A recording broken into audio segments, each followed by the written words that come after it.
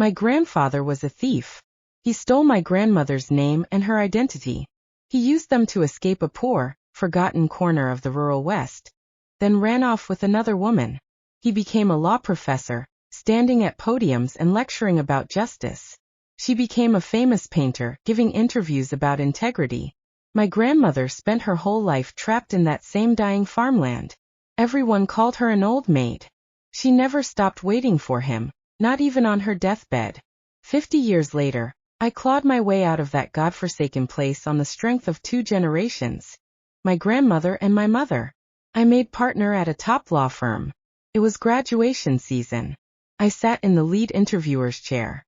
Across from me sat a girl. Polished. Confident. The most outstanding graduate from the best law school in the state. I opened her resume and flipped through it page by page. Then I stopped at the family information section. I stared at that name for a very long time. I looked up at her and said quietly, "You didn't get the job." The girl's smile froze on her face. "Excuse me." I closed her file and repeated more loudly this time. "You didn't get the job." The other interviewers exchanged glances. The partner on my left leaned in and dropped his voice to a whisper. "Miss Smith. She's only 22. National mock trial champion. 6 published papers and top journals. She's a star. Please reconsider," he whispered, but the room was too quiet. She heard. She straightened up. "I've made my decision," I said, pushing the file aside. "Isabel Harrington, you didn't pass this interview. Please leave." Everyone stopped breathing. Her composure finally cracked. She slammed both hands on the table and stood up. "What do you mean?" I didn't answer. I just looked at her face, her eyes, her nose, the line of her jaw, all painfully similar to an old photograph I had stared at for years. My hands clenched, her brow furrowed in anger. "Do you know who I am?" she demanded. "My grandfather is Professor Emeritus of Law at State University. My grandmother is a renowned painter, a lifelong academician of the National Academy of Fine Arts. Both my parents were federal judges. Everyone in the legal world knows their names. I graduated first in my class from the best law school in the country." With every sentence, her confidence grew. "Tell me," she said, nearly looking down at me now. "What exactly am I missing?" "Grades are only one factor," I said, keeping my voice calm.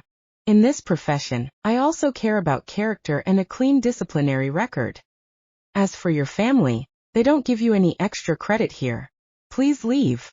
She stiffened. This was probably the first time anyone had ever rejected her so publicly. Her face flushed red. "You're maliciously targeting me."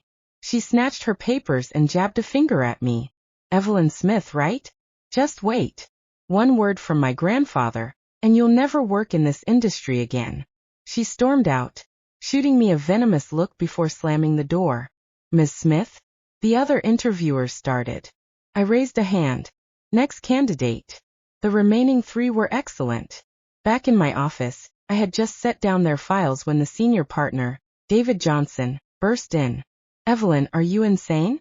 Why did you cut Isabel Harrington? Do you know who her family is? Her grandfather is Emeritus Professor of Law at State University, and a longtime partner of this firm. Turning his granddaughter away has consequences." He spoke faster than usual. "Post the offer immediately. Now." "Too late." I gave him a mocking look. "I've already returned her file." His face went blank. Then his phone rang. One glance at the caller ID changed his expression. He walked out without another word, throwing me a look that said, "You have just started a war." I wasn't afraid.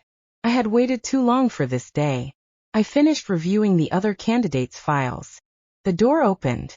David Johnson walked back in, slightly hunched, escorting an elderly woman. "Ms. Smith, this is Isabel's grandmother, Mrs. Harrington." He shot me a heavy warning glare, then closed the door. I looked up. She wore a navy silk dress. Her silver hair was perfectly combed. Gold-rimmed glasses sat on her nose. She was in her 70s but had barely any wrinkles. Remarkably youthful. "Miss Smith." She sat down with the haughty posture of someone who had never known hardship. "My granddaughter wants to intern at your firm. Make it happen." She slid a thick envelope across the desk. I looked at her hands. Plump and fair. an emerald ring on her finger. Those hands had never done a day of hard labor. But the real Garcia's hands, my grandmother's hands, were nothing like that. She had spent her life mending horse harnesses and patching overalls by the dim light of a kerosene lantern. Her knuckles were thick, her fingers wrapped in old cloth. They never fully straightened. I looked up. The interview process is over. Your granddaughter didn't pass. Her face darkened. Behind the glasses her eyes narrowed. Mrs. Smith, Isabel is the national mock trial champion. 6 published papers. Top of her class every year. Isn't it absurd to keep her out? The candidates have been selected, I said, pushing the envelope back to her. We found someone more suitable. She glanced at the rejected envelope. Not enough. Name your price. I have my own principles. I held her gaze. As an artist of your stature, you understand integrity. Unless, in your view, principles are for sale. Her face turned to stone. She crossed her arms and let out a derisive snort. Little girl, don't overestimate yourself. I have seen plenty of young women like you. You slept your way to the top with your looks, didn't you? Now you want to act tough by rejecting my granddaughter? Take a look at yourself. She adjusted her glasses. Isabel's parents died young. My husband and I have invested our whole lives in her. Process her hiring paperwork. Otherwise our family has deep roots in this circle. The connections we have built over decades. You won't get those by sleeping with a few more men. Don't be foolish. I looked at her calmly. Beneath that youthful surface, the ugliness that had been buried for 50 years was finally surfacing. This was her true self. A woman who had stolen another's identity, but could never live up to it. My grandmother's name was Garcia. The real Garcia. She died with her eyes still open, murmuring her husband's name. I clenched my fists. Are you finished? Mrs. Harrington. The interview result stands. Please leave. Her eyebrows shot up. She stood, snatched the envelope and shoved it back into her purse, then spat, You ungrateful bitch. You will regret this. The door slammed. Within 10 minutes, David Johnson was back. Evelyn, you have lost your mind. I am telling you one last time. Hire Isabel Harrington. I did not move. She didn't meet my standards. I gestured to my computer. The system permissions are mine. Only I know the password. He went pale. You're insane. Do you know what happens if you don't hire her? Professor Harrington can destroy this firm with one phone call. Fix this now or you're fired. I looked at him. For about 3 seconds, the office was silent. Then I smiled slightly. Fine, I'll call Professor Harrington myself. He blinked, surprised I agreed so easily. He stared at me for a moment, then stormed out, slamming the door. Sunlight shifted across the open files. Professor Daniel Harrington. Mrs. Harrington. Neatly written under family members by Isabel's hand. My grandfather. The man who abandoned my grandmother. And the woman who stole my grandmother's life. A thief. I stared for a long time. Then I dialed the number. Professor Harrington, this is Evelyn Smith from the firm. Regarding your granddaughter's application, I would like to meet with you in person. That evening, I walked into a quiet coffee shop. Daniel Harrington sat in a leather wingback chair. He was elderly now, heavy-set, wearing a dark wool blazer. But I recognized him instantly. That face. Those brows. Exactly like the faded photograph I had looked at for 30 years. Professor Harrington. I sat down across from him. He sipped his coffee then looked up. Mrs. Smith. I have looked into you. A girl from the rural West. Already so accomplished. Impressive. He poured me a cup of coffee. I came from the rural West too. I know how hard the struggle is. Whatever your concerns, I can assure you that Isabel easily meets your standards. Say yes, and I promise you will go very far in this field. His tone was light, patronizing. The ease of a man who had been powerful for decades. He looked at me with a smile. He did not recognize me. Not a flicker of recognition. Though everyone said I bore a strong resemblance to my grandmother. He had no idea I existed. Professor Harrington. I met his eyes. You also came from the rural West.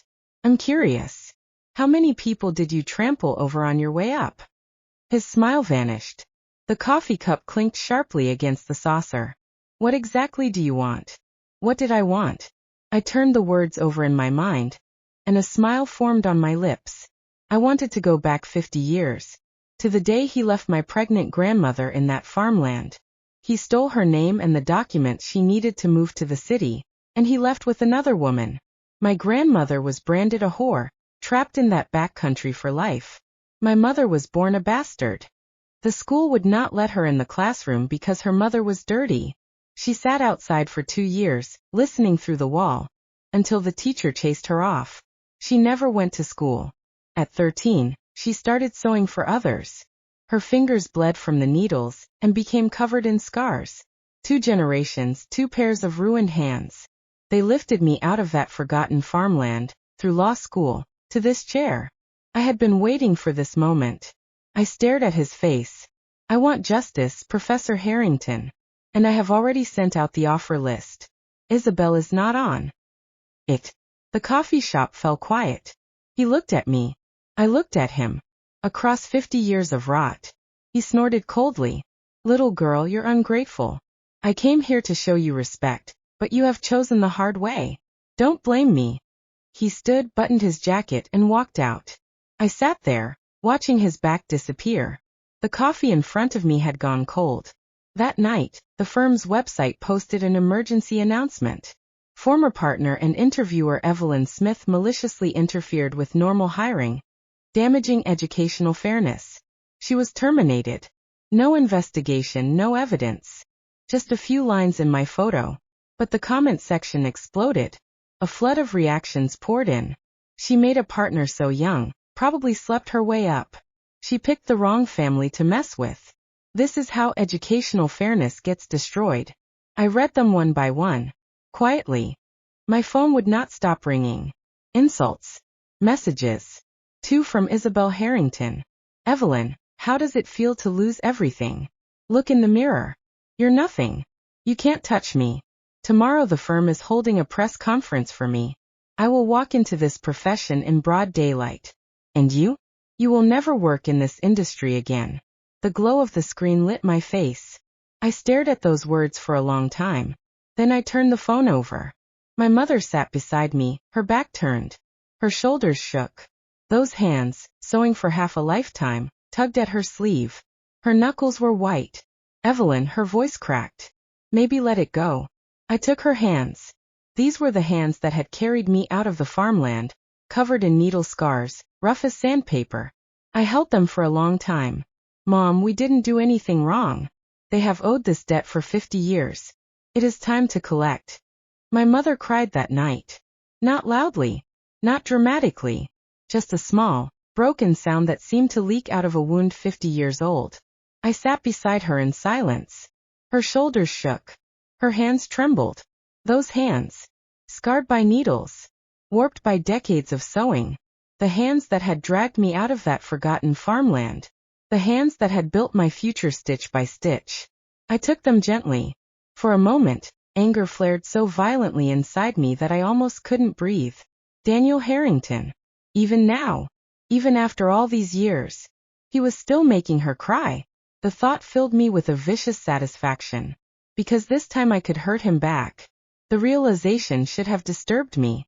Instead it made something warm unfold inside my chest. I smiled. The expression felt strange. Too light.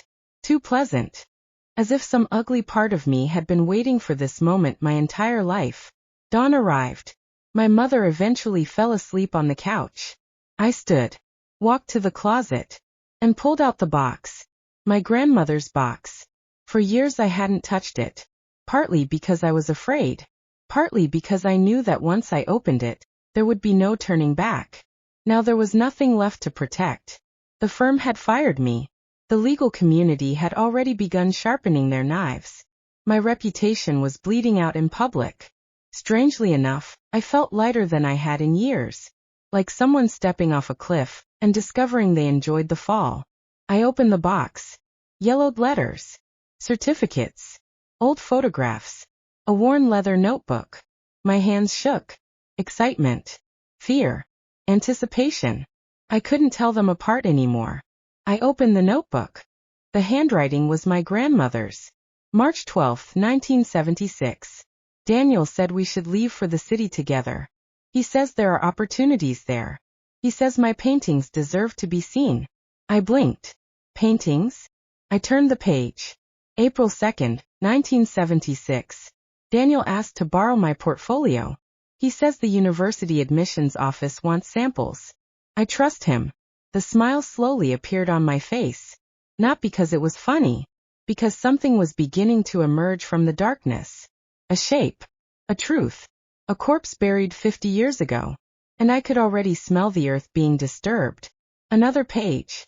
April 15, 1976. Daniel says I should let him handle the paperwork. The city confuses me. He's smarter than I am.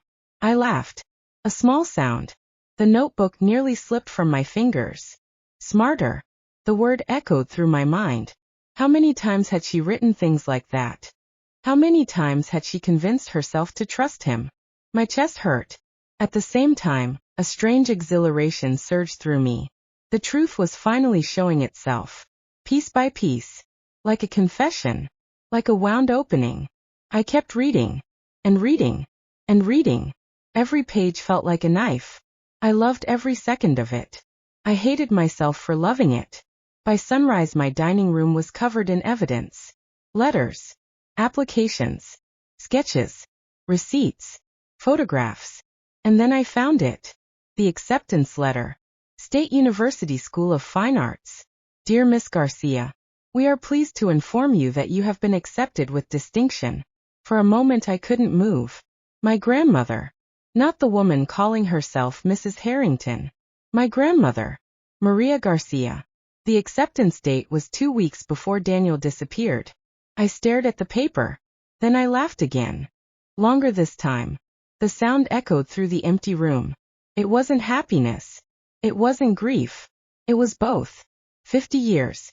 50 years. He hadn't stolen a marriage. He hadn't stolen a name. He had stolen an entire life. The realization hit me so hard I had to sit down. My hands were shaking. My heart was racing. I felt furious. Vindicated. Heartbroken. Thrilled. All at once. This wasn't a family dispute. This wasn't revenge. This was excavation. And I had just found the body. 3 days later, the Harrington family held their press conference. The room was packed. Reporters. Cameras. Legal journals. Television crews. Everyone had come to watch the Harringtons win. At the center sat Isabel. Perfect. Confident. Untouchable. Beside her sat Daniel Harrington. And the woman who had spent 50 years living inside my grandmother's stolen future. They looked comfortable. Safe. Protected. The sight made my pulse quicken. I smiled. Daniel adjusted the microphone. We are saddened by recent attacks against our family. Flash. Flash. Flash. False accusations are becoming increasingly common. Interesting. The word left my mouth before I even realized I had spoken. The room turned. Hundreds of eyes landed on me. Daniel froze. Mrs. Harrington's face drained of color. And Isabel. Isabel smiled. Like she thought she was watching a mouse walk into a trap. That almost made me laugh. Almost. Evelyn Smith, she said. You actually came. I did. My voice sounded calm. Far calmer than I felt. Inside, something was dancing. Something dark. Something delighted. The moderator tried to stop me. The reporters wouldn't let him. Questions exploded. Voices rose. The room lost control. I walked toward the stage. One step. Then another. Daniel watched me approach. For the first time since we'd met, he looked uncertain. The sight sent a sharp thrill through me. God.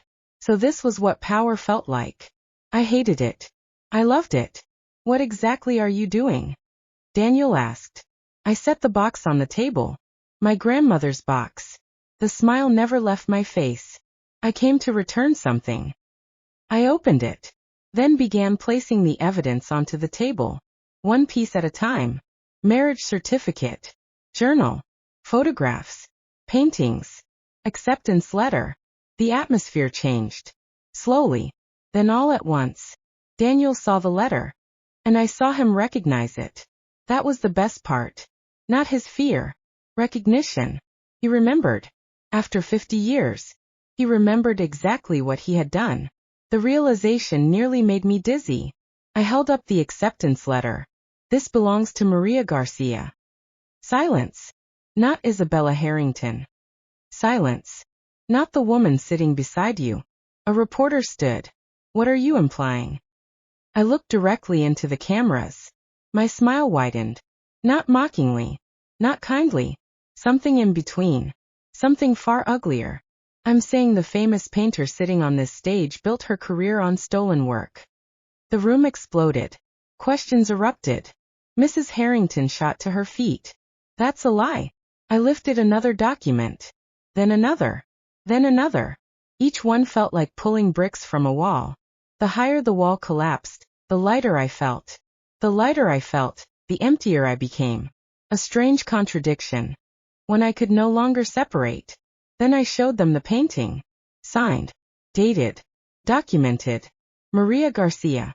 The Real Maria Garcia. The room fell silent. Camera shutters clicked endlessly. Reporters leaned forward. Mrs. Harrington looked like she couldn't breathe. Daniel stood. Enough. Nobody listened. For the first time in 50 years, Daniel Harrington was losing control of the story. And I was enjoying it far more than I should have. His panic appeared gradually. A crack. Then another. Then another. Watching it happen felt intoxicating. Like drinking after years of thirst. Like finally hearing a debt collector knock on the correct door. I knew I should have felt satisfied. Instead I felt hungry. There was still more to take. More lies to expose. More foundations to break. That realization frightened me. It also made me smile. Then an elderly man stood. I remember her. The room turned. His hand shook as he pointed toward my grandmother's painting. Maria Garcia. His voice cracked. We studied together. Another person stood. Then another. Then another. Witnesses. Memories. Truth. 50 years of silence finally breaking apart. I looked at Daniel. At the cameras. At the evidence. At the empire collapsing around him. For the first time he looked old. Not powerful. Not respected. Just old. A tired man standing beneath the weight of his own lies. And for one terrible moment, I felt sorry for him. The feeling lasted less than a second. Then it vanished. The smile remained. Soft. Satisfied. Sad. Triumphant. Empty. I finally understood. This wasn't the end. It wasn't even revenge. It was the first crack. And once a crack appears in a foundation built on theft, everything above it eventually falls. The first lawsuit was filed 6 days later. The second came 2 days after that. Then a third. Then a fourth. The flood never stopped. Former students accused Daniel Harrington of academic fraud. Art historians began examining Mrs. Harrington's early collections. Journalists dug through archives. Universities opened investigations. The National Academy suspended her honorary membership. Gallery owners quietly removed her work from exhibitions. One by one, brick by brick, the empire began to collapse. I watched it happen from my apartment. Coffee in one hand, my phone in the other. Every few minutes another notification appeared. Another article. Another witness. Another accusation. Another crack. The feeling was wonderful. I hated that it was wonderful. Every headline sent a rush through me. A warm pulse of satisfaction. The kind gamblers probably felt when the cards finally started falling their way. The kind addicts felt chasing a high. That realization should have scared me. Instead I refreshed the page again. And again. And again. My mother noticed. One evening she sat beside me and quietly took the phone from my hands. Evelyn. I looked up. Her eyes were red. Not from crying. From exhaustion. It's enough. I smiled. A small smile. You don't believe that. She looked away. Neither of us spoke. Because we both knew the truth. 50 years had been stolen. Nothing would ever be enough. Not really. A week later Daniel Harrington resigned from every remaining position he held. The announcement was short. Cold. Clinical. No admission of guilt. No apology. No explanation. Just a resignation. I stared at the article for a long time. Then I laughed. The sound surprised even me. That was it. 50 years of destruction. And all he could offer was a resignation letter. The laughter slowly faded. The room became quiet. Too quiet. The rush I'd been feeling for weeks suddenly disappeared. Gone. Just like that. Leaving something hollow behind. I sat there staring at the screen. Waiting. For satisfaction. For relief. For closure. Nothing came. The silence felt unbearable. I finally understood. The revenge wasn't ending. The revenge had ended. And there was no magical feeling waiting at the finish line. No triumphant victory. No peace. No healing. Just an empty chair across from me. And 50 years that could never be returned. For the first time since this began, I cried. Not for myself. Not even for my mother. For my grandmother. Maria Garcia. The young woman in the photograph. Standing beside her easel. Covered in paint. Smiling at a future she would never get to live. The next morning my phone rang. Unknown number. I answered. A nurse spoke. Miss Smith. Yes. There was a pause. Then. Professor Daniel Harrington asked us to call you. Something cold moved through my chest. I stood. What happened? Another pause. He's dying. Silence. He has late-stage pancreatic cancer. The room felt strangely still. He wanted to see you. I looked out the window. The city stretched beneath me. Gray. Distant. Quiet. For several seconds I said nothing. Then I smiled. The expression came naturally. Almost effortlessly. Of course. Of course he was dying. That explained everything. The panic. The desperation. The frantic attempts to protect Isabel. He had known. The whole time.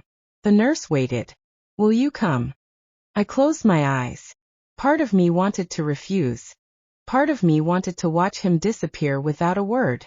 Part of me wanted to look him in the eye one last time. All those feelings tangled together. Until I couldn't separate them anymore. I'll come. Daniel Harrington looked smaller in the hospital bed. Much smaller. The great professor. The legal giant. The man who had stolen a life. Now he looked like an old man wrapped in white sheets. Nothing more. He opened his eyes when I entered. For a long moment neither of us spoke. Then he laughed weakly. I suppose you won. The words hung in the room. I stared at him. Then smiled. The smile felt almost fond. Almost. There was never anything to win. He closed his eyes. The answer seemed to hurt more than any insult could have. Good. A few minutes passed. Then he asked quietly. Did she hate me? I knew exactly who he meant. Maria. My grandmother. The woman he'd abandoned. The woman who waited until her final breath. I thought about the question. Then shook my head. No. His eyes opened. For the first time fear appeared. Real fear. The kind no scandal could create. No. I looked at him. No. My voice was calm. That's the tragedy. His face went white. My smile widened slightly. Not cruelly. Not kindly. Just honestly. She loved you until the day she died. The words struck harder than any accusation. I watched him break. Completely. Silently. A lifetime of excuses collapsing at once. Tears gathered in his eyes. I felt a sharp surge of satisfaction. Followed immediately by something hollow. The two emotions mixed together until I couldn't tell which was stronger. I stood. The conversation was over. As I reached the door, his voice stopped me. Evelyn. I glanced back. His eyes were wet. I am sorry. For a moment the room was silent. Then I smiled. The same smile I'd worn throughout this entire war. A smile carrying anger, relief, grief, triumph, and exhaustion. All at once. I know. Then I left. 3 days later Daniel Harrington died. Mrs. Harrington lost every major title she possessed. Multiple galleries removed her work. Civil suits consumed the remainder of the family's fortune. Isabel's job offers disappeared one after another. The Harrington name became synonymous with scandal. The empire fell. Exactly as it should have. Months later I returned to the old farmland. The place where everything began. The place everyone spent their lives trying to escape. I stood before my grandmother's grave. Fresh flowers rested against the stone. The wind moved gently through the fields. For a long time I said nothing. Then I placed the acceptance letter beside her grave. The letter she should have received 50 years ago. The future she should have had. The life that should have been hers. My throat tightened.